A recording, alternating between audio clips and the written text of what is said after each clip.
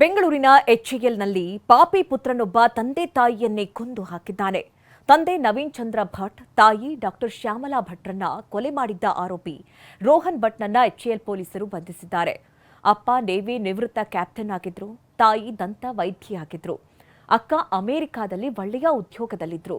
ಆದರೆ ರೋಹನ್ ಯಾವುದೇ ಕೆಲಸ ಕಾರ್ಯ ಮಾಡ್ತಾ ಇರಲಿಲ್ಲ. ಪ್ರತಿಯೊಂದಕ್ಕೂ ತಂದೆ ತಾಯಿ ಮುಂದೆ ಹಣಕ್ಕಾಗಿ ಕೈ ಚಾಚ್ತಾ ಇದ್ದ. ಮಗನ ಮೈಗಳತನಕ್ಕೆ ಬೇಸತ್ತಿದ್ದ ಪೋಷಕರು ಯಾವಾಗಲೂ ಬೈತಾ ಇದ್ರು. ಇನ್ನು ನಮ್ಮ ಪ್ರತಿನಿಧಿ ಅವರು ವಾಸವಾಗಿದ್ದಂತಹ ಅಪಾರ್ಟ್ಮೆಂಟ್ನಿಂದ ಒಂದು ಪ್ರತ್ಯಕ್ಷ ವರದಿ ಕೊಟ್ಟಿದ್ದಾರೆ, ಬನ್ನಿ ನೋಡೋಣ.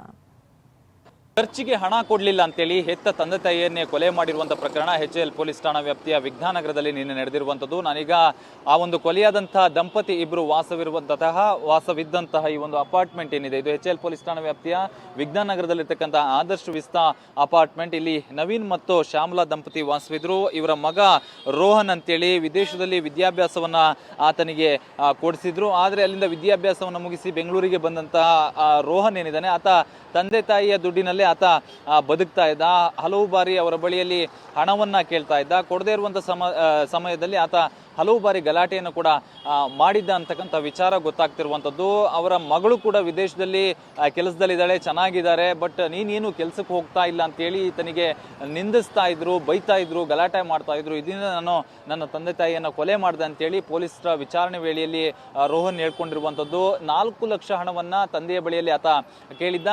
ಆದರೆ ತಂದೆ ಕೊಡಲ್ಲ ಅಂತ ಹೇಳಿ ಗಲಾಟೆಯನ್ನ ಮಾಡಿದ್ರು. ನಿನ್ನೆ ಮಾತಿಗೆ ಮಾತು ಬೆಳೆದು ಅಡಿಗೆ ಮನೆಯಲ್ಲಿದ್ದಂಥ ಚಾಕುವನ್ನು ತೆಗೆದುಕೊಂಡಂತಹ ರೋಹನ್ ತಂದೆಯ ಪಕ್ಕೆಲುಬಿಗೆ ಚುಚ್ಚಿರುವಂಥದ್ದು ಮತ್ತು ತಾಯಿಯ ಕುತ್ತಿಗೆ ಭಾಗಕ್ಕೆ ಚಾಕುವಿನಿಂದ ಚುಚ್ಚಲಾಗಿತ್ತು. ಸೊ ನಂತರ ಇಲ್ಲಿ ಸ್ಥಳೀಯ ಆಸ್ಪತ್ರೆಗೆ ಅವರಿಬ್ಬರನ್ನು ಕೂಡ ದಾಖಲು ಮಾಡಲಾಗಿತ್ತು. ಆದರೆ ಚಿಕಿತ್ಸೆ ಫಲಕಾರಿಯಾಗದ್ರೆ ಇಬ್ರು ಕೂಡ ಏನು ತಾಯಿ ಶ್ಯಾಮಲಾ ಅವರು ಮತ್ತು ತಂದೆ ನವೀನ್ ಅವರು ಮೃತಪಟ್ಟಿರುವಂಥದ್ದು.